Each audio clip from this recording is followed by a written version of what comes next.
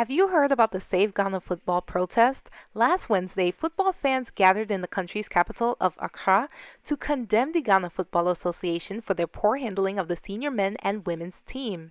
What sparked this protest? The Ghana men's national team, the Black Stars, had an embarrassing exit at the 2023 AFCON tournament, which was won on Sunday, February 11th by the host nation, Côte d'Ivoire. They crashed out of the group stage after a draw with Egypt and Mozambique and a 2-1 defeat to Cape Verde.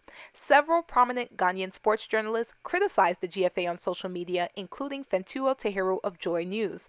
Tahiru revealed that the FA budgeted $8 million for the participation of the men's team in the tournament. FYI, Ivory Coast received $7 million as the winners of AFCON. So how do you even begin to justify a training and preparation budget that is more costly than the actual prize money? It was later revealed that Ghana's parliament never approved of the proposed budget for the team's preparation. Now, what does this have to do with the women's game?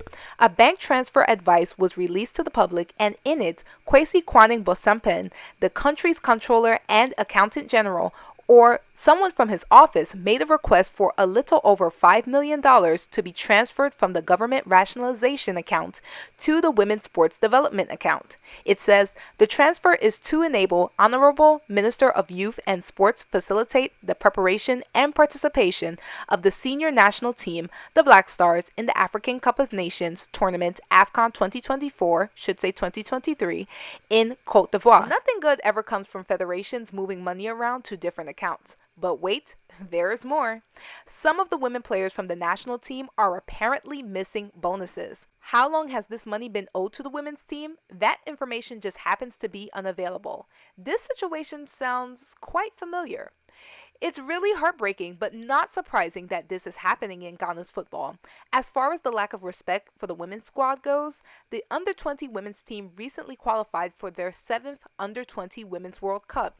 Yet, there was barely any acknowledgement for this outstanding achievement. Just looking at the senior side, the Black Queens have been working extremely hard to turn their program around. Ghana is among the pillars for women's football in Africa, but they haven't even appeared in a Women's World Cup since 2007.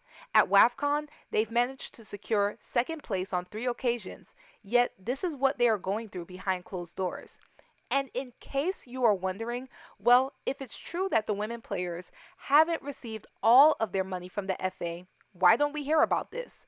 These women simply can't afford to speak up.